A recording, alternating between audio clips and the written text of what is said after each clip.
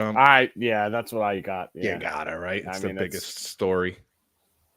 Get this shit. All right, here we go. What's up, everybody, and welcome to Bump and Run. I'm Pete Colasano, joined as always by my good friend, Mr. Scott Bracey. What's going on, dude? How you feeling after the draft? What's up, brother? As a Bronco fan, a bit confused, but I think the more I dove into it, the more I kind of coming around to it. You can kind of see that there's a plan there, but some of the picks seemed, I don't want to say bad picks, but like, maybe some people would look at it and say, he could have done better or something like that. Or they kind of reverse the picks that they like. Yeah. I mean, they have a plan, obviously, and I got to trust Peyton at this point. So, especially after last year, I think you do. Correct. You have to trust the brass that they're making good decisions.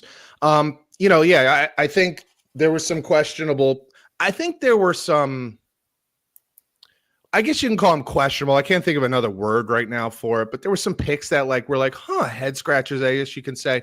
But this was one of the first times that I can remember that there wasn't any oh shit, what the fuck were you thinking? Like that could have been done 2 rounds from now. Yeah. I remember the Raiders reaching for a guard from Alabama a few years ago. Like I didn't get the sense that there was anything that was just so outlandish that, the Jets taking a tight end instead of Aaron Rodgers or something like that, The Raiders also took that defensive lineman from Clemson that was 4th on the team, never mind 4th on the board. Right. So I didn't get the sense of anything like that went on, but there was certainly intrigue, and then there were some that were like, and I think we'll probably get into a number of those.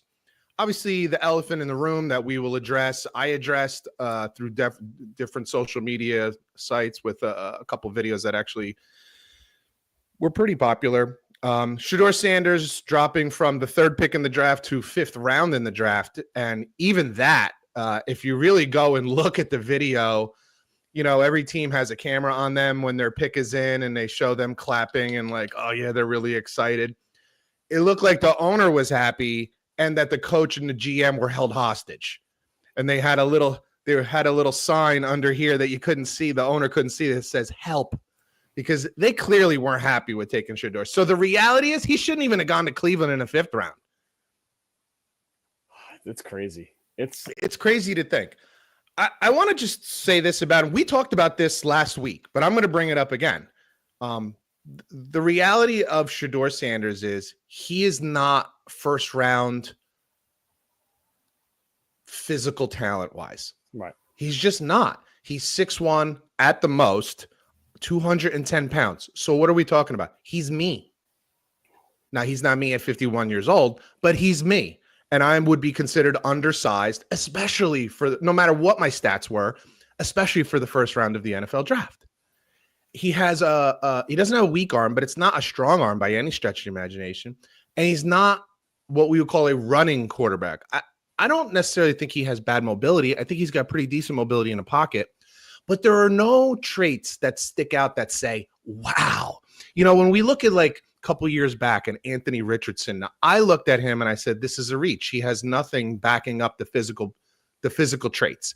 But he had all the physical traits: throw the ball 80 yards through the air, run like a gazelle, built like a friggin' Greek statue.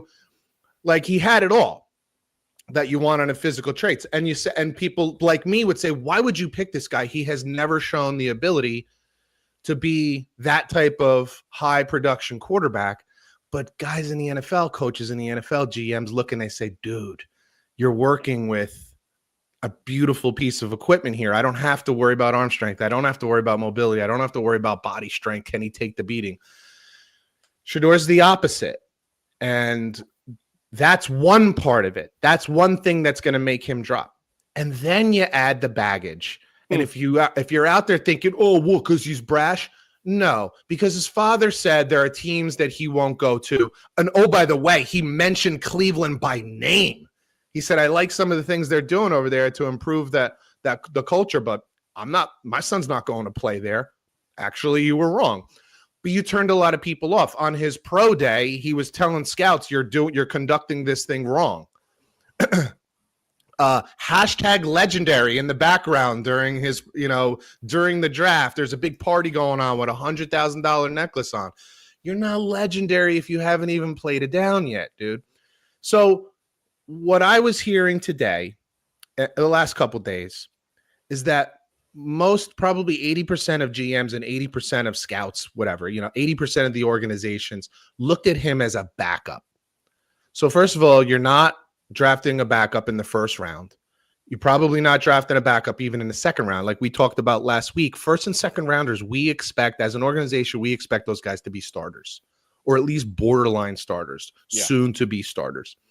So now you're talking, you drop into the third, and then it becomes, do you want a backup that's that loud, that comes with that much noise? And then you drop even further. Yeah, totally. Now, Cam Newton was a fucking stud.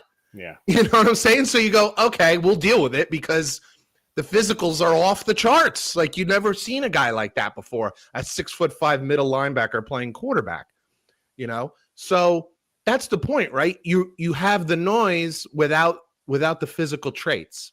Doesn't mean he's not going to be good. I'm not trying to say he's not going to be good. The other thing that I heard, of course, because this is what happens, that it was racism. Right. Oh, I know. First of all, the first overall pick, the first quarterback pick was black. So that's just ridiculous in and of itself. Everything's out the door right there. But let's be a little more nuanced about it. Who are the three teams that were said to be closest? Let's say four teams. There were kind of four teams that his name was talked about. Browns, it was the Giants, Raiders, Saints, Giants. Yeah. Well, Raiders too. So I'll even get to the Raiders in a minute. But let's throw the Raiders. Let's call it five, and let's say the Raiders, Saints, Browns, Steelers, and Giants. Okay, and let's just address the racism side of it. Okay. The Raiders' current starting quarterback is black, so that makes no sense. The head coach and GM for the racist Pittsburgh Steelers are both black. The GM, Andrew Berry, for the Cleveland Browns is black, who gets murdered for the trade that they made and the money they gave to a black quarterback. They're getting killed for that. I can't say that the head coach and GM of the Giants is black, but they just signed two black quarterbacks, one Russell Wilson to start and Jameis Winston to be the backup. So that's a tough call. And then that leaves the Saints. The GM is not black. The head coach is not black. The starting quarterback is not black. But they drafted a black quarterback last year who ended up starting half their games in Spencer Rattler. So that one doesn't work either. So who else, if you're going to call racism on this one, and this is what disgusts me because there is actual racism out there, this wasn't it. And it ends up diminishing actual racism. If you're going to call racism, then you need to tell me who. Who's that guy? Ryan Clark. If you want to call racism Ryan Clark, then you tell me who. Who's the racist? It just makes no sense. Was it any of the five? Was it Tom Brady, who is friends with Deion Sanders and has directly trained Shador? He said no. He turned them down 7 times. Or 5 times, whatever. Yeah. Well, they had multiple picks in one round. I think they had 4 picks in the third round, fourth round, whatever it was. Like they had crazy picks. So they had many opportunities, and they said, we're good. So that goes out the window. He's just a little diminutive with minor skills, below average NFL quarterback skills with a lot of noise. You know what's funny? The Browns, I thought, were having a pretty good draft up until that point. They even took a quarterback, Dylan Gabriel from Oregon, before Shador, who I don't like at all in the NFL. He's very little. I don't, but let me read you this about that, just because you mentioned it. I appreciate you mentioning it. We really felt strongly about Dylan throughout the process. Andrew Berry, GM of the Browns. Now, me and you, not big on him, but he did produce at a high level at 2 of the best programs in the entire country against some of the best competition in the entire country. This is a fucking kid who beat Ohio State this year, and I mean annihilated Ohio State. Like put up monsters, but he's small. But he's actually thicker than Shador is. Yeah, he is. Right? And played against better comp and just actually. But they looked at that and they said, we really felt strongly about him. Now, how strongly? They've drafted him in what? The 4th round? I think so, yeah. 3rd, 4th round. So not that strongly, but they liked the kid. And they were forced to take Shador.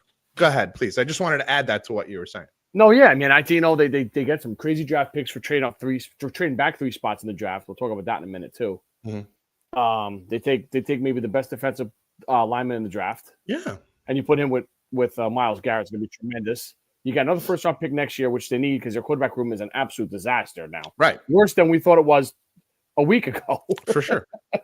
Stranger for sure. Stranger. Yeah. At least one of those guys, probably two of them, have to get cut. Of the guys that they have on the roster right now. My gut is Flacco or Kenny Pickett will go to a team that loses a quarterback in the summertime. I'm not so sure that. I don't know that Kenny Pickett won't be the starter. Flacco, maybe. Yeah, well, I'm just saying, 40 years old. Yeah. One of the two. If they like Gabriel that much, maybe he has enough juice to stick on the team. Maybe as a practice squad guy, nonetheless. He's Tua. He's basically Tua. But Shador's funny to me, man, because he could be cut, or he could start. I don't know. I'm not saying week one. Maybe. Yeah, no, I know what you're saying. Yeah. Look, here's the reality of the situation. He needs to be. I hope this humbled the whole family, not only him. I doubt it. I doubt it too. I agree. I think maybe. To your point, I think maybe they take a step back and go, ooh. Chris Carter said it perfectly. He said they overplayed their hand. You thought you were holding pocket aces or pocket kings, and really, you didn't even have a pair of deuces. You had like ace nine off suit. Like, you didn't have that great a hand. You just, How can they be so wrong on this? Just because the cockiness and the. How could they be so and the wrong? Well, I think there's a couple things. Number one, the media. Okay. The media is just a lot of friends in Deion's pocket there too. Hand jobs to Deion Sanders nonstop. And nobody in the media, in the real media, and online media, nobody gives a fuck. But on ESPN, Fox Sports, NFL Network, nobody wants to piss off Deion Sanders. And this is and that's part of the problem that nobody wants to be associated with. Because what is Cleveland going to get now? If Shador doesn't start and they're not good, every single day of the week, you're going to have a microphone in the head coach of Colorado's face saying, my son should be starting. Look how bad they are. And if he does play and he doesn't play well, coach sucks, offensive line sucks, the receivers suck, the running backs suck, the GM suck, didn't put enough talent around every single day of the week. I know. That's the problem. And the other side of it is that those guys on ESPN, Fox Sports, NFL Network, they didn't want to piss him off. They didn't want to piss off Deion, and now you lose access. And I've said this since we started this podcast. Sports journalism has become less about reporting and more about access. Mm-hmm. Politics has kind of been the same thing. They're less concerned about reporting on what they see and more concerned about having access to certain people. So you don't piss off the people that you want access to. Do you think at some point Deion becomes the head coach of the Browns? I would never say that's out of the realm of possibility. You can't close the book on it, right? I don't personally think he'd want to do that, but I really never thought he wanted to go into the NFL. But, you make that move. First of all, you're saying Shador Sanders is your starting quarterback. You better love him. You better love him. Because number one, and I say you, GM, owner, whatever, whoever's making that dumb decision, he's certainly going to be the starter. And number two, you're going to have to pay Deion a fucking boatload of money. He's not coming in for $5 million, right? He's coming in top of the guide. So I don't know. I just, what could that happen? Yeah. I think I wouldn't want to have anything to do with this. I wouldn't want to have anything to do with this. And I personally, if you just go look at that video of when that draft pick was made and the NFL cameras are on that war room. Yeah. They're distraught, man. They're hoping this kid gets hit by a car. And I don't mean that literally. I just mean they don't want this. They're hoping. Here's what I promise you they hope. They hope he sucks so bad in camp that they can cut him. That they can just cut him. Let's be real. That's a possibility. Joe Flacco is a Super Bowl winning quarterback that took this very Cleveland Browns team to the playoffs just a few years ago. Kenny Pickett, whatever you want to think about Kenny Pickett, he's 15-10 as a starter in this league. That's pretty goddamn good. Yeah. I wonder if the Steelers would actually prefer to have Kenny Pickett back right now, considering that Mason Rudolph is their starter. But that's a whole other story. That's a good question. And I just say They liked Dylan Gabriel. So there's already at least somewhat of a twinkle in their eye for him. And I'm missing somebody. There's a fifth. Deshaun Watson. Oh, right. Deshaun Watson. They can't even get rid of him. So you really, out of the other 4 guys, you got to pick 2. You have to pick 2. It's nutty. It's fucking crazy. So that's my thing on that. Like, it's just I don't. That's ownership, and that sucks. And there's nothing you can do about it. As the and that'll lead to later on. You asked me about coaches on the hot seat. Mm-hmm. At the end of the day, we've never seen anything like it. It was just so not bizarre. that kind of drop. No. Yeah, but so to answer your question, how did that happen? I think a lot of it was just media driven and Mel Kiper driven. Even if you want to talk about embarrassing himself, he totally embarrassed himself. I love Mel because I just think he's such an interesting personality. I do too, but to sit there and cast aspersions on scouts in the NFL when you have made some of the most outrageous pre-draft statements about guys. I'm trying to think of the kid who came out of Notre Dame, ended up going to Carolina. Jimmy Clausen. He actually said, if Jimmy Clausen isn't a star in this league by his 8th season, I will quit. Notice that he didn't quit. Yeah. Oh, by the way, Jimmy Clausen was never a star. He loved Jamarcus Russell. He thought Jamarcus Russell was going to be phenomenal. He loved Johnny Manziel. Like, I can go down the list. Like Daniel Jones too, I think. Love Daniel Jones. So, and I still think there's a chance for Daniel Jones, but everything's got to be perfect for him. That's another story for another day. But Mel's got a lot of balls saying that the NFL's been getting it wrong for decades. So have you, buddy. So have you. And to get him to forget to get, excuse me, one more time. To get Reese Davis to lose his cool. Right. Is something that never. What did Reese end up saying to him? He was like, Mel, but you're missing the point of whatever it was about.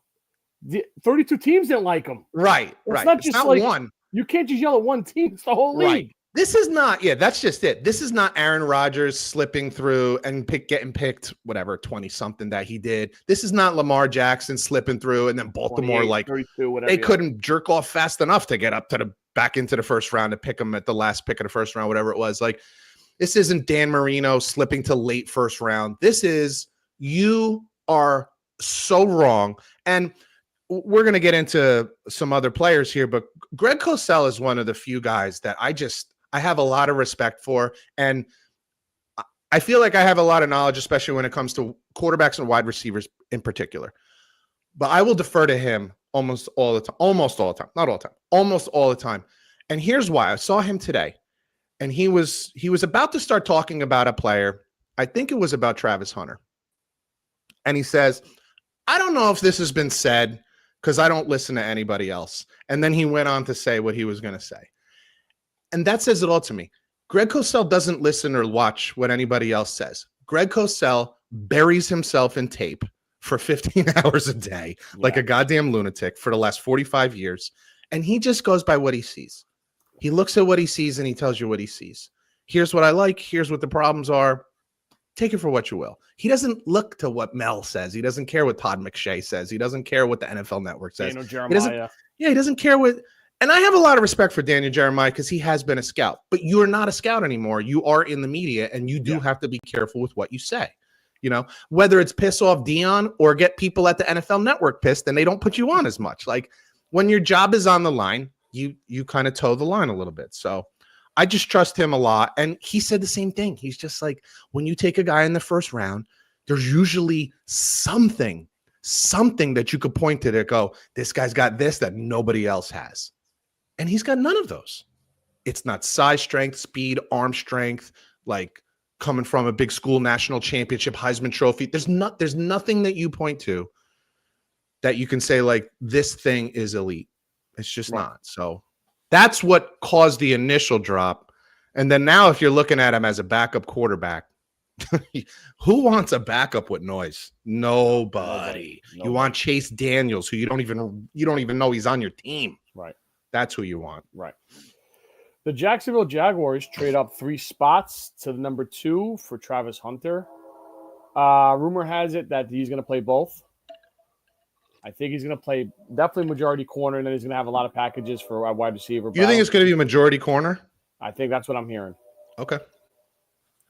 Although I think he's more polished as a wide receiver. He's 100% more polished as a wide receiver. You watch him on the defensive side of the ball, he uses no technique whatsoever. Now, the funny thing is he hasn't had to use any technique because he's just such an unbelievable athlete.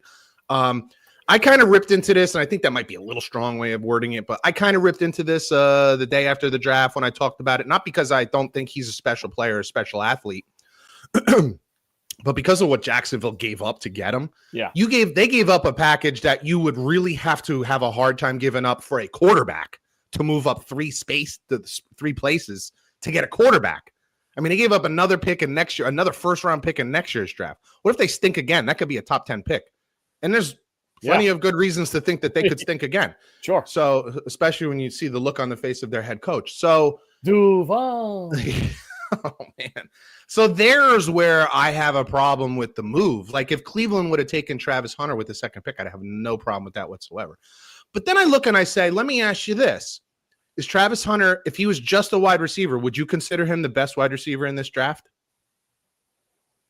No, I would not. I would probably say 1A or 1B. Yeah, I would not. From Arizona or Ibuka. Yeah, there was a couple that I would take before him because he's small. I don't know if I would take Ibuka. Ibuka's the same size, I think. And he's a little bit bigger. Travis Hunter's really little. He's a little dude. He's wiry. He's wiry. But, I mean, he's fast as balls, man. He's just a ridiculous athlete. And then I just turn it to the other side and I say, if he was just a corner, would you say he's the best corner in the draft? No. So my point was you gave up quarterback, trade value. Yeah. For a guy who's not the best wide, in my opinion, not the best wide receiver in the draft, and in both of our opinions, not the best corner in the draft. That makes no sense to me. It just makes no sense to me.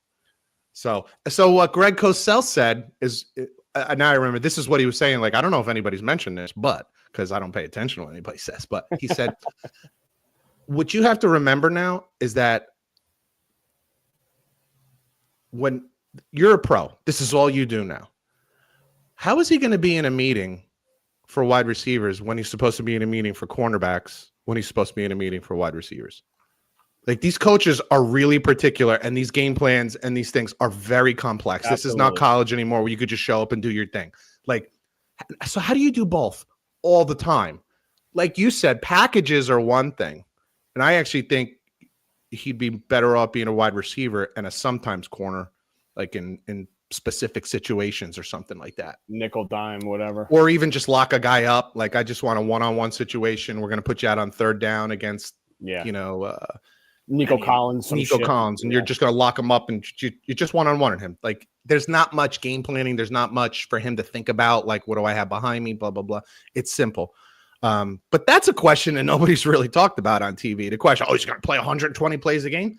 How's he even going to know what he's doing for 120 plays a game if he's not in both meeting rooms, and you can't be in both at the same time? So that was another one that was a problem. But to me, it was just a bigger deal of, man, you gave up a lot. And then I hear people say, well, you need buzz. He brings some buzz. He brings some, and he's him and Shador are like the number 1 and number 2 selling jerseys so far after the draft. And I just say, how much buzz do you have if you start 1-5? Right. Nobody's going to be saying, well, at least we got Travis Hunter.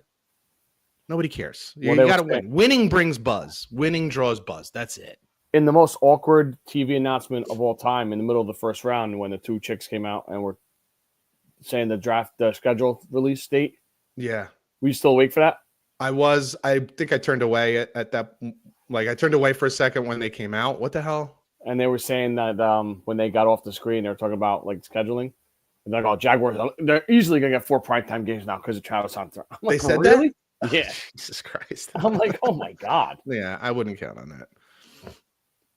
They'll get 4 England games. 4 European games, maybe, but not 4 primetime. Yeah, it's true too. All right, the New York Giants, they did the smart thing. They took Abdul Carter at number 3, who I think is an impact player right off the bat. Indeed. And they trade up to number 25 for Jackson Dart. I believe I had that one picked correct last week. Yep. They fell in love with him, no doubt about it. It was one of the biggest secret that everyone knew. Yeah. And by the way, apparently fell out of love with Shador. real quick. Yeah. So if you don't know what happened with this, they had a private workout with him. Maybe a week before the draft, was it? Give or take. I think it was. Yeah, maybe that sounds right. Give or take, 5 to 10 days before the draft. And apparently Brian Daboll gave Shedeur Sanders some, I'll call it homework, look at these plays, think of they'll look at these coverages, some X's and O's stuff, some theoretical stuff. And we'll talk about it when we get there. And then the Giants brass shows up and Shedeur didn't even fucking look at it. Didn't even give a shit. That's nuts. And apparently Daboll gave him the business and Shedeur fired back. And they were like, take care, pal. Yep. And that was it. At that point, they weren't going to draft him at any point in the draft. So that has something to do with Jackson Dart. Jackson Dart, to me, first of all, let me say, I'm with you. I really like a lot what the Giants did. Two impact moves, 2 moves that fans can kind of latch onto immediately. I don't think Jackson Dart's going to play much this year. That would be wise if he doesn't, I think. Yeah, at least first 2/3 of the season until 10, 12 games, depending on your record. But it's always nice to have that guy there that gives your fan base some hope moving forward. You know what I'm saying? And I think that does that. Plus you get the instant firecracker guy and Abdul Carter. So I love what they did. I love what they did on day one. It also changed, or I shouldn't say changed, but it made me consider Daboll and what that means, and Joe Shane, and what that means for them and their tenure here with the Giants, which we'll talk about in a little while also. Mm-hmm. 2 tight ends in the top 15. My boy Colson Loveland to the Bears at 10, and Tyler Warren to the Colts at 14. Were you surprised that Loveland went first? A little bit. A little. Because of the Tyler Warren blowjobs that was everyone gets. Yeah. But Colson Loveland healthy was fantastic. Phenomenal. Yeah, absolutely. And I think if you're a Bears fan, dude, you gotta be just jacked up here. Oh my God. Come on, man. Caleb in his second year, they just revamped the entire offensive line with nothing but studs. You got weapons out the ass. Now you got 2, potentially elite tight ends, running backs. There's no excuse any. And by the way, you got the most coveted offensive coordinator in the entire NFL to be your head coach, and Ben Johnson. If there was no excuses last year, there is certainly no excuses this year. Caleb Williams is out of excuses. So, I expect that you'll see an improvement. I will stand by my statement that some of his problems will be sticky problems because they're problems that are hard to teach. Anticipation is hard to teach because anticipation says you have to be willing to let the ball go when the guy isn't open. It's really hard to do. I'm just telling you, as a former quarterback, it's hard to do, but it's part of the job. And he doesn't do that well. He doesn't do it at all, frankly. He's I'll throw it when the guy's open. By the way, Shedeur Sanders has the exact same problem. He's a throw it when the guy's open, or just chuck it up to Travis Hunter and let him make a play. Yep. And that's Johnny Manziel, and that's what scares people a lot. So, but man, Chicago just, bro. Yeah, and I think Loveland reminded Ben Johnson of Sam Laporta. For sure. What a fantastic rookie year. Yeah, if you're a Bears fan, you should be just incredibly excited.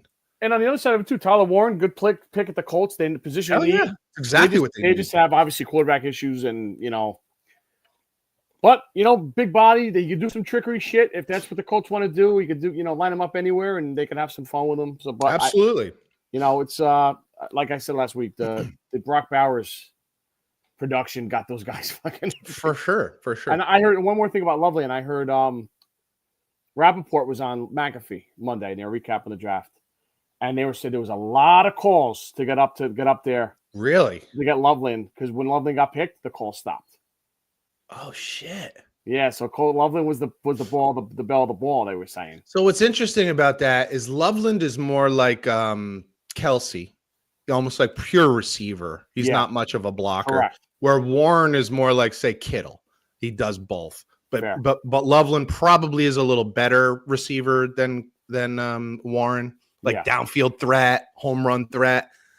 So those are your comps. If you're out there listening and you're wondering, That's like, pretty what are good. the comps here? Like, those are probably your comps. And by the way, if those guys end up being close to that, you both won. Oh my God. Jesus Christ. Yeah. I'll forget about it.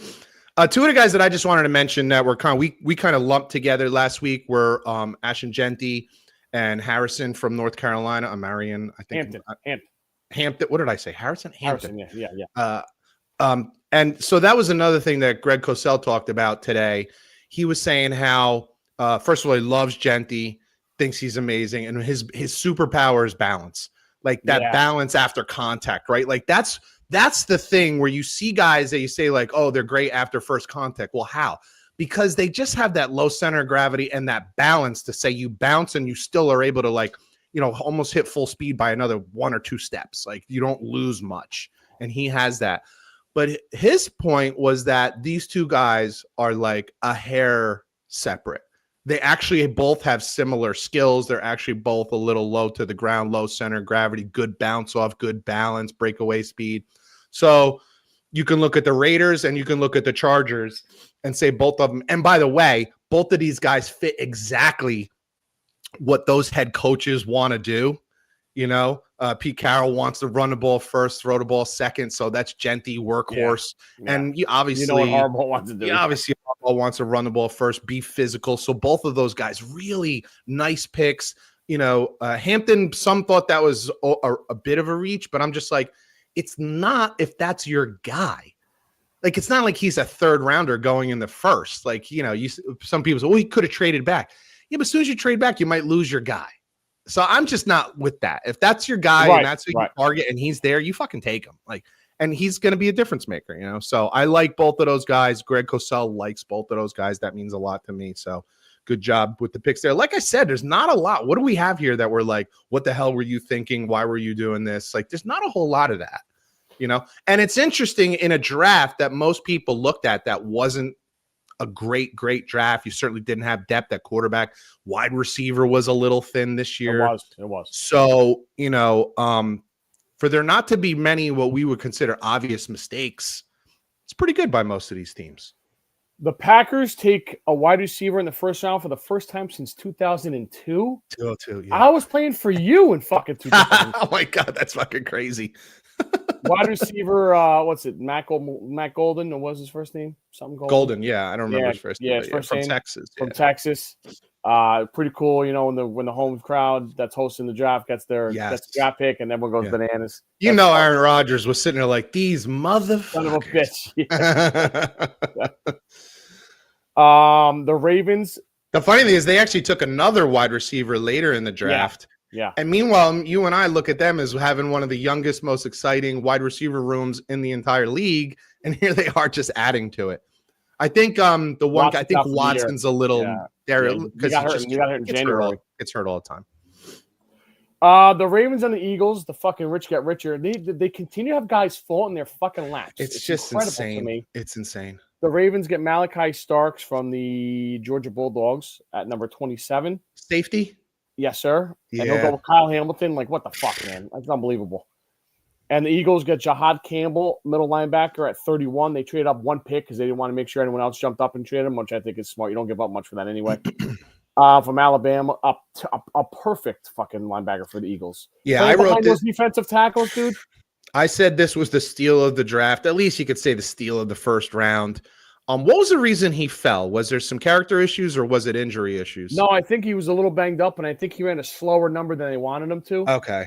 If you look at productivity, if you look at game film, dude, Jihad is actually like a really good name for him because he is like a goddamn terrorist on the field. Like, he is nasty. He is fast, just constantly on the attack. One of the things that I saw a number of times on film with him is his ability to shoot gaps. It's really hard for linebackers. Like you're saying, you're stuck behind these D tackles and offensive linemen, and there's a lot of slop and a lot of noise. And it's hard to find your gap to get to where you want to go. This guy is great at it, man. He finds that angle, shoots that gap, and gets to his man, whether it's a quarterback or a running back. This was, to me, when that happened, I was like, dude, son of a bitch. Like, the rich get richer. Wow. What just steal, an absolute steal. Two guys that I highlighted, I want to talk about real quick. And we talked about Genty and Burden. Genty and Warren, the other two guys. Luther Burden to the Bears. They get another goddamn weapon. I know. It's unbelievable. Like now you put him with Moore and the kid from Washington last year. Yeah. Jesus Christ, I'm drawing a blank. I know who you're talking about. I don't remember the name, but yeah. Dude, Loveland, Cole Kmet, DeAndre Swift. Right. Fucking incredible. Incredible. Yeah, the Jets had one of those too. I thought they had a nice Roma Doomsday. Sorry, I just came to me. Thank you. I thought the Jets had a really nice draft. I like what they did.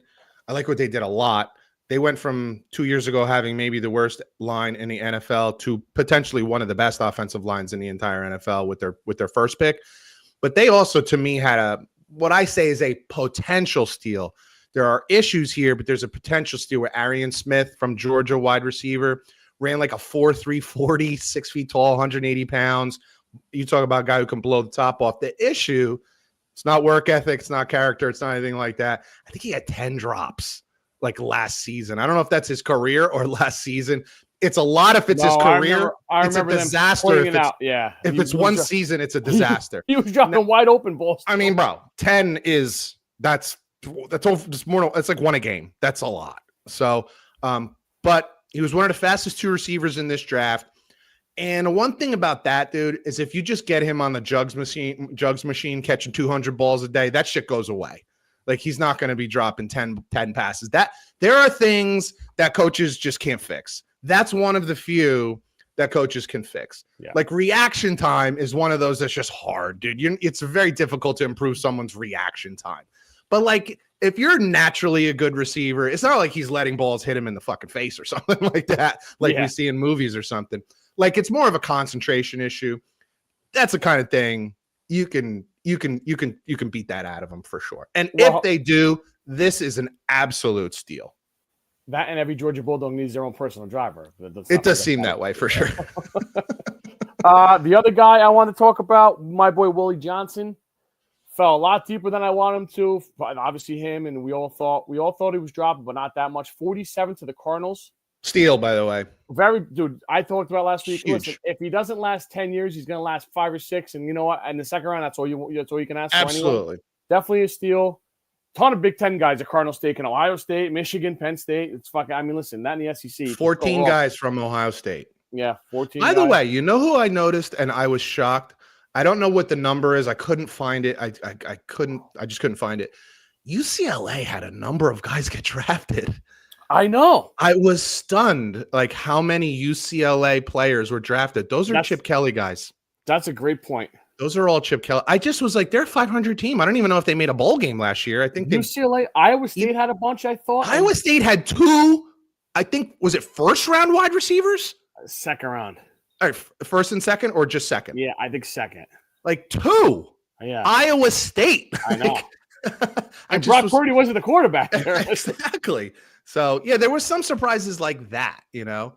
But Ohio State, 14 guys. You're like, dude, there's only 22 starters on both sides of the ball. Like 14 guys. It's really unbelievable. Right. So, one last one for me, dude. I just want to highlight the Broncos take running back RJ Harvey from Central Florida at pick 60.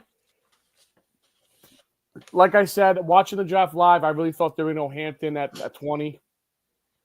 Or maybe Henderson or Judkins at 20. I really thought that was the way to go.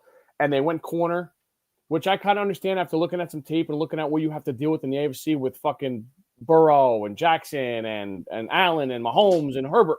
You got to have corners to stop some of these fucking guys. So I understand it. Put him with Patrick Surtain the second. Dude, watch just a video on this running back. Very short and stocky.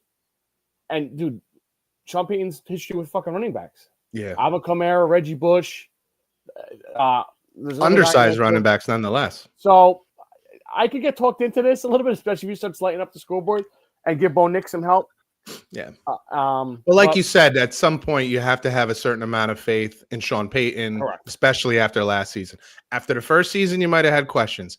After this past season, you got to have some faith. And that's the nature of it, right? Like you show me something and I'll give you some leeway. You show me nothing and the leash is going to be short. I have 2 things. Unless you're I'm done, brother. Go ahead. I just wanted to mention one thing about the Jets. This was clearly a change in, we'll say like culture. Like it was clear that it's a different direction. You got guys that what you saw with all these guys that they picked were very physical and very flexible. What I mean by flexible is like they can do multiple things. Like the kid they got, the starting right tackle, God forbid something happened, he could go be a left tackle. If you look at the corners, their corners could be safeties, their corners could be slot defenders. Like they picked a kid from Florida State. They like the fact that he can move around. He can do different things. They picked the safety, and they're like, he's just as good at the line of scrimmage as he is off the line. So there was toughness, and then there was flexibility, ability to play, not necessarily multiple positions, but to do multiple things from different positions. So it was clear that this is a different regime, different direction. The other thing, there are just some teams that every year, whether it's great or not, they always have good drafts. And I think it shows up in the organization. And when I say these, I have 4. There are probably others that usually have good drafts, but these 4 seem to always have it, or at least most of the time. And there's no surprise that they tend to be near the top of the league. Baltimore always has a good draft. I mean, we've said this. It's almost like a joke at this point. Like through multiple GMs now, they still continue, to have great drafts. Green Bay always has a very good draft, and they do it in a very quiet. This year was a little louder. It was their home, and they got the wide receiver, which they don't ever do. But they tend to have really good drafts that go under the radar that nobody talks about. And the next thing you know, they got 5 starters out of that draft, and you're like, how the hell did that happen? I didn't even hear of half the guys that they know. But they're an organization who knows who they are. They don't attract a lot of like high-end free agents because nobody wants to live in Green Bay. And it's cold and all that stuff. So they draft and develop, and they're patient, and that's how it works. Jordan Love is a perfect example. Sat his ass for 3 years, and they got their starting quarterback. So like they're so good at this. The Steelers are another one. I don't know that it was a great draft for them. I like the pickup of Will Howard in the late round. Look, we talk about, he's the opposite of Shedeur Sanders. He has all the physical. He's got all the physical. It's some of the other stuff, the intangible stuff that we're not too sure about, the quickness into decision making and stuff. But he's got the big arm. He's able to run 6'4", 230. Like he's big physically. He actually has a lot of Ben Roethlisberger take traits. The pressure. You look like you can, the media shit. National, if you remember, I know you're a Michigan guy, so you don't want to give too much credit to any Buckeye, but if you remember after the Oregon loss, he caught a lot of heat because he didn't, win the game on the last drive, and it could have been really easy for him. And I think he made a mental mistake in that game too. Right. Yeah. But I'm saying it would have been really easy for him to kind of put it in the tank, and he didn't. And then you see how much he rose to the occasion at the end of the season and put up fucking monster numbers all the way through a national championship. I see a lot of Ben Roethlisberger there. I'm not saying he's going to play right away. I don't even know if he's ever going to play. I'm just saying I like it. I like the pick. The Steelers are pretty famous for always getting guys that contribute. Yes, that's what I mean. That's what I mean with all these teams. Yeah, and then the Eagles. The Eagles are another one that they guys fall to them, or they find them, or whatever. They make it work. They do a really good job, and I think they did a good job again. That Jihad Campbell pick is just, to me, like, you're talking about a guy who was talked about as potentially top 10 to 15 pick, bro. It's just sick. So, but those organizations, they just always seem, there's stability. They always seem to do a good job. They don't make mistakes, and they don't buckle to pressure. They just do what they do, and they don't listen to the noise. A lot of teams would do very well by watching them and emulating them because they do a good job every year. That's it for me, brother. I'm with you on that. All right. You want to talk about some? Yeah, a couple weeks ago, I asked you. I had a list of coaches that I thought were entering the hot seat in 2025, or already currently on the hot seat that is going to get hotter. One of the two. I got 7 names here, dude. I don't know how many you got written down. I have 6. I have 2 hot and 4 warm. I didn't go like that. I just have names. I'm just saying, like, there. I probably know the one that you don't have. And I'll start there at number 7. That's all right with you. I got Brian Callahan from the Tennessee Titans. Really? I do. Why do you say that? I think last year was so sloppy. And I know Will Levis wasn't wasn't their good. guy. Yeah. It wasn't their guy. I think what they have fucking Rudolph play a little bit too in there. Mason Rudolph played down the stretch or some other loser. They keep signing these old wide receivers. Like, when is that going to stop? Randy Moss, Julio Jones, Calvin Ridley. Like, they just picked up Tyler Lockett. Like, guys, there's a reason why this isn't happening anymore. Don't love the running back room. The offensive line isn't great. Well, their offensive line has been upgraded big time this offseason between the draft and some free agents signings. They've made an effort to protect Cam Ward. I don't know about everything else around it, but they did a pretty good job of putting a line up there so this fucking kid isn't getting murdered every down like we've seen with a number of quarterbacks who get drafted early because they're going to shitty teams. Happened to Baker a lot, although he ended up having a pretty good offensive line in front of him too his second year. But like, it happens, because they're bad. You can say that about the kid in Carolina. Yeah. It took a while for him to get used to it. So Bryce Young. So, but they did do some nice things up front to kind of solidify that, to give him a freaking fighting chance at least. It just feels like they're so bland to me. There's like no juice. Yeah. Derrick Henry's gone. Like, they usually have a defensive guy that's pretty good. They don't have any of that anymore. One of the problems that they have is they let Vrabel go, which might have been a little premature. It was. One of the problems they have is like they're very much in like college country. Yes. Like, that's college town area, and it's just a different vibe with the pro team. I don't know. But okay, I hear you on that one. I'll accept that one. Like I said, that's why he's bottom of my list, because he's there, but it's not dire need. He'll get another year for sure because there's just a new scheme, but I wouldn't say for sure. Yeah, maybe not. I get it. Because all these things, it matters how things go. Yeah. Right? And how it looks when it goes that way. So, who's another one you got? Number 6 for me, I got your boy, Kevin Stefanski. Yeah, I got him on the warm list. I got him for multiple reasons. I think I don't know if they want to go a different direction, if it's stale, if Dion comes calling, if Shador's the guy. Their defense is going to be very good again. I mean, you think on paper it would be. God, I'm sitting here thinking about Dion coming, and I'm like, only if they're owner, and I'm thinking that owner does not necessarily love to spend money. And then I got Deshaun Watson, so that's not true. Myles Garrett, that's not true. Yeah, and then you look and I say, boy, would that draw some attention to the Cleveland Browns? Right. In that division where you need it, I know. I mean, would that bring some eyes? But also too, it could be a disaster. It could totally be a disaster because there's a real chance that Shador stinks. What have the Browns? They've been a disaster for 30 years. What do they have to lose at this? Here's what I'll tell you. There's buzz and then there's losing. And I don't care who you are. Bill Walsh, after winning 3 Super Bowls with San Francisco, went to, he took a couple years off and then he went to again be the head coach at Stanford University. And they stunk. And they fucking fired him. Or he quit.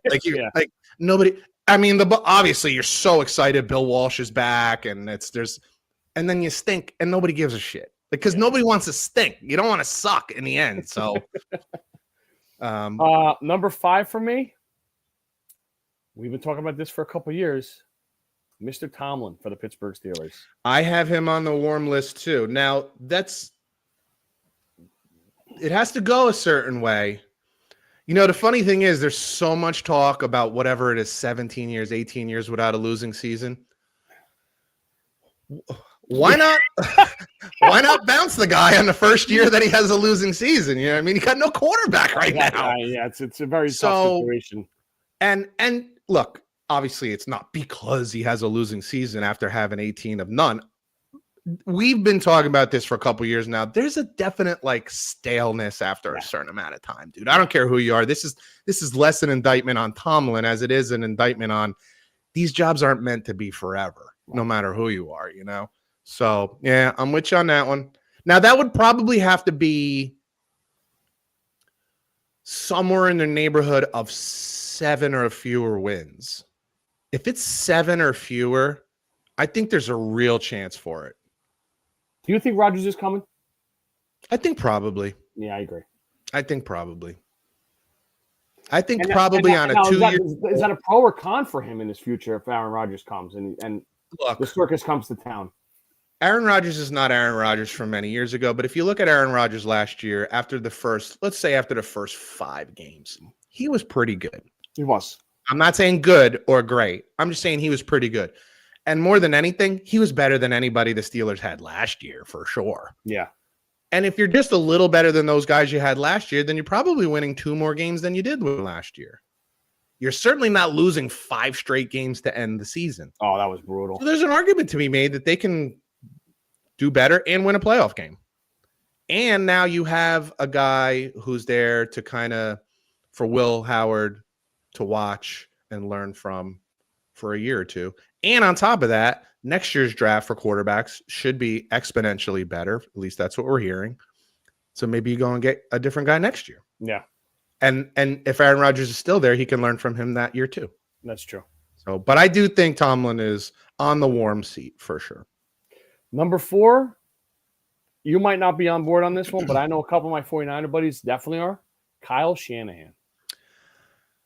I am not on board with that. Again, of course, situationally speaking, if they won 4 games, if they were to win 4 games, 4 or 5 games, yeah, I think both him and Lynch. Like I don't think you can uncouple them. Like if one is gone, the other's gone, because that would be an ownership decision. I think you're probably right. Like you probably don't think Shanahan became an idiot overnight. If they were to win only 4 or 5 games, that means there's probably massive injuries. This has some Steelers smell to me about stale, though, a little bit. I get it. I get it. I don't have him on the list at all, but I get it. But that would be a very specific situation to me. Number 3, Zach Taylor and the Cincinnati Bengals. Yep. I don't even like saying it, but yeah. I'm with you on that one. That defense last year, giving up 30-something points a game. You have maybe one of the best offenses of all time. You had a wide receiver who had the triple crown, for Christ's sake. You have a great up-and-coming quarterback. And now let me ask you this. Please. Because I have him on the list too. What if they fucking light the world on fire offensively, but it's similar to this past season and they just can't stop anybody? Are you still moving on? Is he responsible for the defensive hire? He is, but you also have to look and say these are decisions. Well, I don't know what happened in-house. Were these decisions to keep both of those wideouts at $30+ million a year? And dude, not sign a defensive end. They got $120 million locked up in just a quarterback and 2 wideouts. Not great. I know. But let's say they just light the world on fire. Let's say he throws for 5,000 yards and 40 touchdowns. You know, they're scoring 37 points a game, but they end up missing the playoffs by a game. What do you think then? Does he get fired? It's got to be tough to bring him back. Because now you had the same thing 2 years in a row. Same exact result. Missed the game week 18. But that's what I'm saying. Do you blame the coach or do you blame the GM? Or are you blaming both? You can blame both. I have him on the list. Number 2, Miami Dolphin coach Mike McDaniel. I got him on the list. It's on the warm list, but with Tua healthy, he's a fucking phenomenal coach. With anyone else at quarterback, the guy's clueless. It's amazing. I've never seen a coach. I've never seen a coach. I've seen players dependent on coaches. I've never seen a coach so dependent on a player. It's just amazing to me. Yeah, because you've seen guys like Andy Reid win with Chad Henne and whoever else, and Alex Smith, and it's not. We've even seen it with Belichick. We've seen Belichick win with that one year they had a 10 or 11 win season. Matt Castle, right? Yeah. I know it's bizarre. I've never seen a coach. So and we're not comparing McDaniel to these guys. No. But I just can't believe. How about O'Connell? Dobbs and fucking Mullins and Darnold. Great point. Yeah, well, and I guess that specifically puts him on the hot seat, right? Yeah. That one point puts with him a very, very potent offense. And beside the Bills, that division stunk for the last 2 years, 3 years with the Jets and the Patriots. No offense. 30 years, yeah. But yeah. Nope, I'm with you on that one. I got him on the warm list. Last one for me. I know you have a name or two that I haven't mentioned. I'm sure this one's on your list. I have 2 right now. Brian Daboll, the New York Giants. So I have him on my hot list, but you think just from the draft and off season it's cooling off? I think so, a little. I still have him on a hot seat. there was a look. There just was a look of confidence. There was a look of look. I think we know the look on a face of a coach who's on a hot seat, and the look on a face of a coach who feels like let's get this thing going. And he just has a look of let's get this thing going. I could get behind that. Like the fact that they didn't take Shador and they took Abdul Carter, but then came back and took the quarterback. That taking of the quarterback screams to me that that was Daboll's decision. And they have a plan, yeah. But it wasn't a reach at 3. Do you know what I mean? I 100% know what you mean. Yeah. It felt like, guys, let's all take a break, a breather, a breath. You're not going anywhere. Do this right. Don't do this to save your jobs because your job is not on the line. Do this right. And I feel like they did it right. And it didn't feel desperate. And it didn't feel like, oh, fucking see what happens. It didn't feel like that at all. So I just think it's not as hot as I would have said before the draft. With that said, if this Giants start 2-7, Brian Daboll's going to get fired. Yeah. He's going to get fired. And so will Joe Shane, by the way. Can I guess the name that you have on the list that I didn't? You can. It's got to be Steichen with the Colts. It's Steichen, and I think it's hot. I actually think it's hot. Because you're still stuck with Daniel Jones and Anthony Richardson. I know. And I just don't like either one of them. You know, the funny thing is I think I like Daniel Jones more just because I think he's just a better overall passer of the football. I think so. And on top of that, Indianapolis has a pretty decent offensive line. I've kind of come to Daniel Jones' defense a little to say, like, if you put some talented players around him, like what did I use the example? I said if you put him on San Francisco, does he do as well as Brock Purdy? I think there's an argument to be made that he could. He's got bigger arm. He's more athletic. Like, I don't think he's as good a decision maker, and I don't think he's as good a leader as Brock Purdy. And those things matter a lot. Right. And anticipation on throws, I think Brock Purdy's better. But I think it's really possible if the Colts, underperform again this year, that not only Steichen, but the GM is probably out too. And I like the GM. I really do. Chris Ballas, is that? Ballas, yeah. Ballard, yeah. I like him. I think he's sharp when it comes to talent. But just like Joe Douglas, if you continue to get the quarterback situation wrong, all the other stuff that you've done, built an offensive line, built a pretty decent defense, built a wide receiver core, get the nice tight end in the draft, it doesn't matter if you don't have the quarterback right, dude. And I hate saying that because I think the job is so much more than that. It's so much more than that, but it is that too. and if you keep getting that wrong, you're going to go. So yeah, Steichen would be the one I have Daboll and Steichen on hot seats.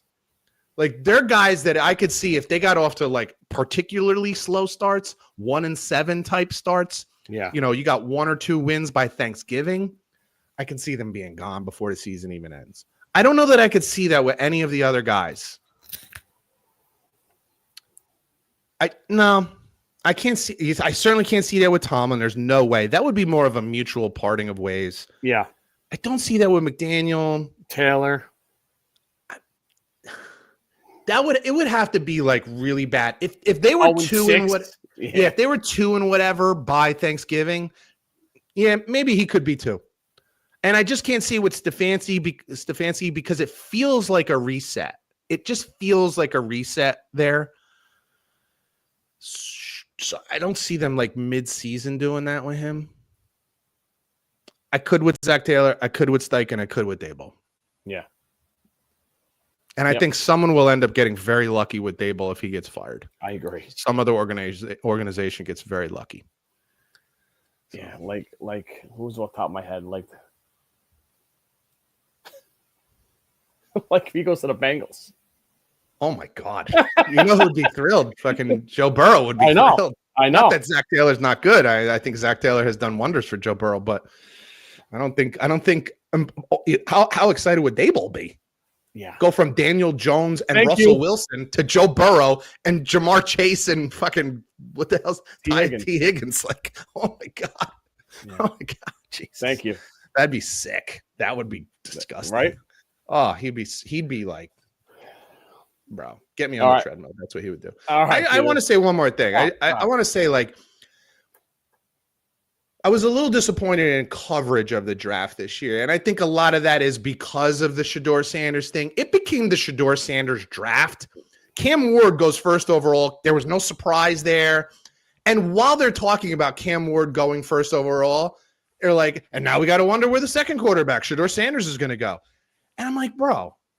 And that was, by the way, that was both channels. I turned on the NFL Network at one point, and I don't think I was there for 45 seconds, and I turned it off. Yeah. And Rich Eisen was on NFL Network, and he started talking about Shedeur, and it's like, what makes you think that you know why he's falling? Like that it's some kind of tragedy or travesty? Like what? Why are you saying that? You're making these generalizations or assumptions, and you don't have to. The teams are telling you we don't like him. Yeah. For whatever reason, they're telling you we don't like him. And here's the other thing that we know, and I wanted to say this earlier, but it got away from me. If Shedeur Sanders was Josh Allen and everything else was the same, went to Colorado, high completion percentage, but his dad is Dion, and they're fucking loud, and it's hashtag legendary in the background on draft day and the second day and the third day. Guess who the second pick of the draft would have been? He probably would have been the first pick in the draft. Yeah. I'm just saying that to say to everybody, when you're good, they don't give a fuck. They'll make excuses for, Joe Mixon. Did Joe Mixon go in the first round? Was Joe Mixon a first round pick? I don't think so. I think he was a second round pick. Okay, but as a running back, second round is fantastic, actually. Now put this in the context, and I implore everyone to go on YouTube and just in the search bar, put Joe Mixon knockout girlfriend. I'm just saying. I'm not laughing at that. I'm laughing because I know what you're saying. Because it's disgusting. Yeah. You watch it, a guy that is built like a goddamn fire hydrant, just muscles coming out of his neck and ears, just put a fist on this little blonde girl's chin, and she goes to sleep. She don't even flop around, no nothing. She just out to sleep in the middle of a restaurant, folks. Not in the home, in the middle of a restaurant.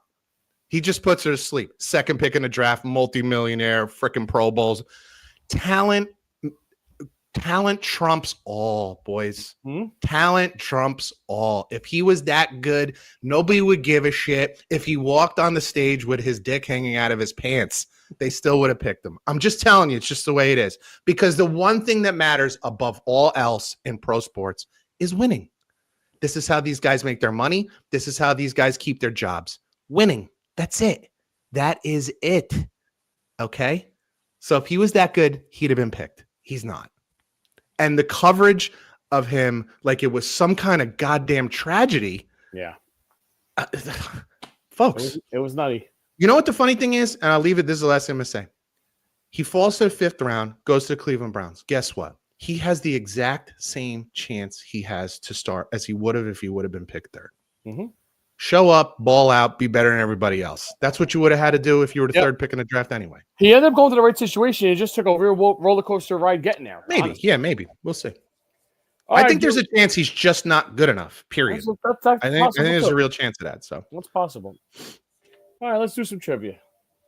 You want to do NBA first?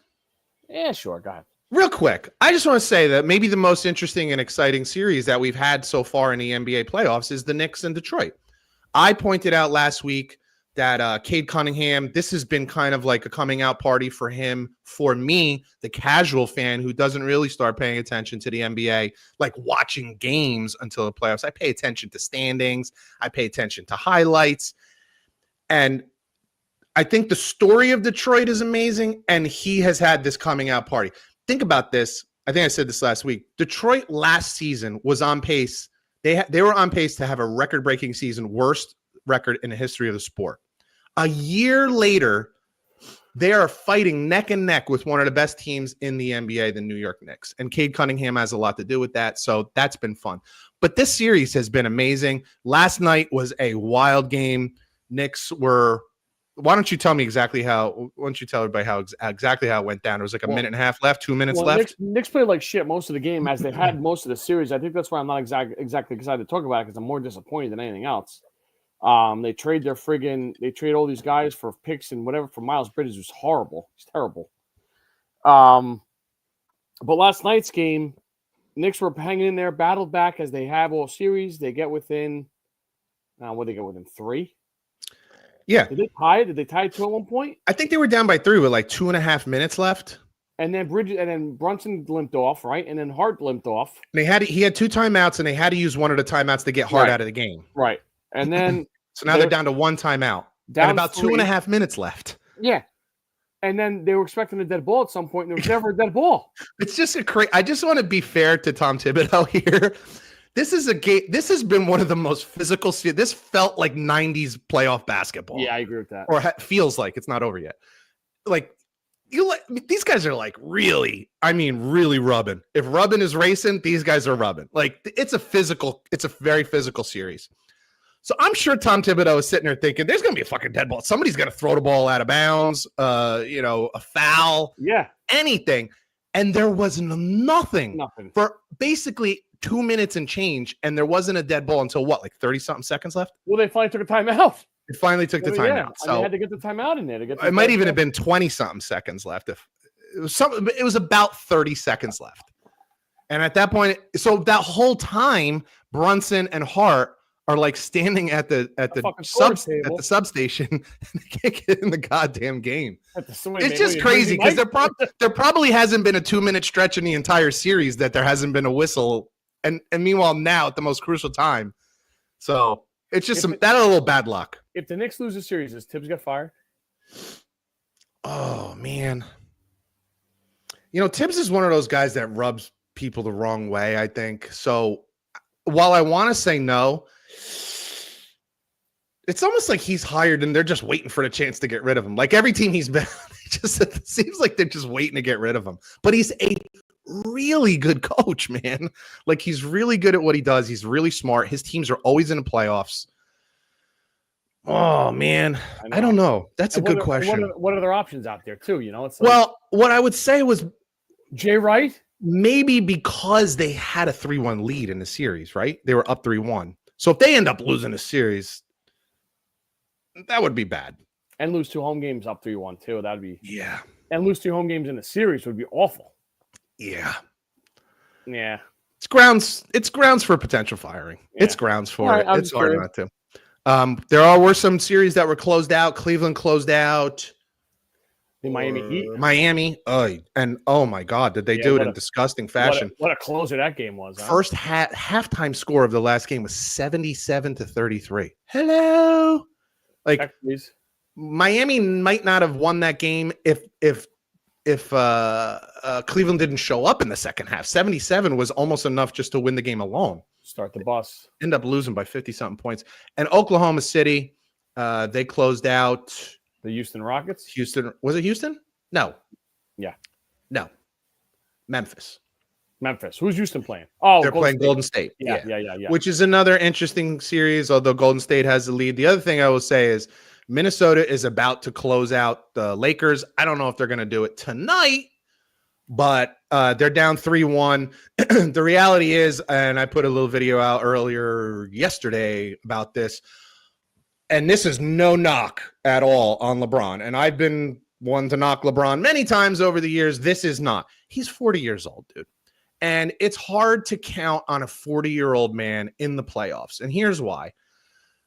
If you're in a regular season and one night you play Denver and the next night you play Charlotte and the next night you play the Bulls and then the next night you play Boston, LeBron James is going to play his balls off against Denver and Boston, and he's going to do a LeBron mail-in, which is still better than most guys in the league, but he's going to do a LeBron mail-in for Charlotte and Chicago because they're going to win those games anyway. There's no doing that in the playoffs. Number one, you're playing a good team every night. Number two, you're playing the same team every other night or whatever it ends up being. So And these games matter. Like every game matters. They're not mailing it. The other team isn't mailing it in. On top of that, it's just a lot to ask for LeBron, and Luka just doesn't play defense. It's gross. Yep. So, and they have no big men. So the other thing that I was saying is it's just a really bad matchup for the Lakers. You got who's the center? Rudy Gobert at times guarding Luka. You got the dude that used to be with the Knicks. Julius Randle? Julius Randle guarding Luka. Like you got guys that play center and power forward guarding Luka, and they're quick. And this is the crazy part is they're athletic enough to do it. Now he's still getting his points, but he's useless on defense now, and he's not distributing like he probably would like to. And I'll just go back to LeBron for one more thing, and they just don't have the depth. And Minnesota's big and they're deep. LeBron last game, no points fourth quarter. 0 for 3 down the stretch, turnovers. JJ Redick didn't substitute the whole second half. I know. That's fucking weird too. Yeah. And he got praised all season for the job he did. And maybe that's fair, but he has not done a very good job in the playoffs. There's a kid on the bench, and I can't remember the name right now, but he's one of their big men, and he just won't put him in the game. They just don't match up with Minnesota. Minnesota's too goddamn big. They're just too goddamn big. So now you're relying on Reeves and you're relying on Hachimura, and if those guys don't ball out, Vanderbilt. Yeah, you're fucked if they don't, So it's just a bad matchup. It looks like the Lakers are going down. So, all right. Well, everyone, buckle up for more NBA next week. I've been enjoying. Yeah, I'll be honest. I enjoy NBA playoffs. The rest of the NBA season is just bad. But NBA playoffs, it's fun to watch. It's basketball. It looks like basketball. It looks like the basketball you and me know. It's the basketball we played, and it's the basketball we watched as younger men. Yeah, younger men. All right, let's get out of here. Let's do this. Peter, Dan Marino, a guy that you know, that you like, that you idolized in a way. I feel good. Here we go. Excuse me. Is first all-time in passing touchdowns and yards with the Miami Dolphins. Who's second? Ooh. Do you want to throw names out before I give you? Do I want to throw names out?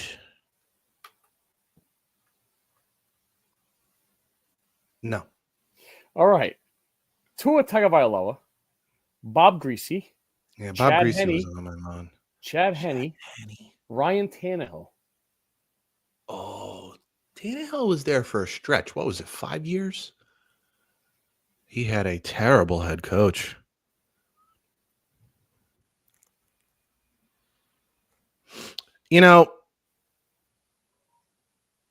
If Tua didn't miss so much time, I would probably say him, even though he hasn't been there very long.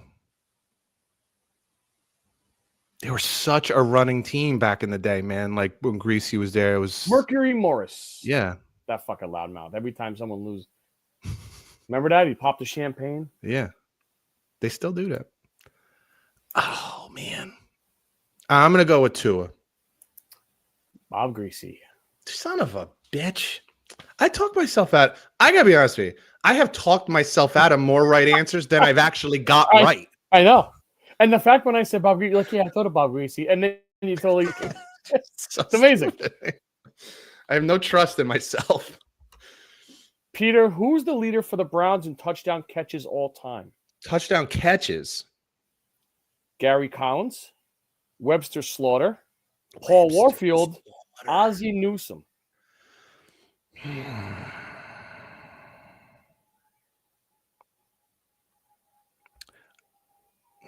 By the way, Ozzie Newsome is Webster Slaughter is a phenomenal name, by the way. Webster Slaughter, yes. That was one of the guys when I was a kid, like when we were playing out in the field, Yeah. You'd pretend to be Webster Slaughter, and I think you're absolutely right. I think he just and on Tecmo Bowl, he kicked ass on Tecmo Bowl, and you just wanted to Webster Slaughter with the over the shoulder catch. But it's not him. The Collins guy, you always freak me out when you throw in one of those names from like the black and white era. I don't even know if he's black and white era, but I get the wink too. Bernie Kosar. You. What are names again? Give me the rundown. Webster Slaughter, Gary Collins, Paul Warfield, and Ozzie Newsome. I really want to say Ozzie Newsome, but this touchdowns? Touchdown catches. Yeah. Touchdown catches.